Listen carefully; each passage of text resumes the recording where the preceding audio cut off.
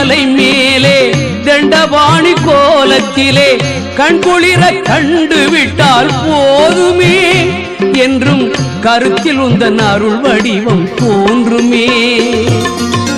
உள்ளத்திலே நீ இருக்க உன்னை நம்பி நான் இருக்க வெள்ளிமலையான் மகனே வேலையா என் வாழ்வு வளம் காண கடைக்கண் பாரையா கடைக்கண் பாரையா.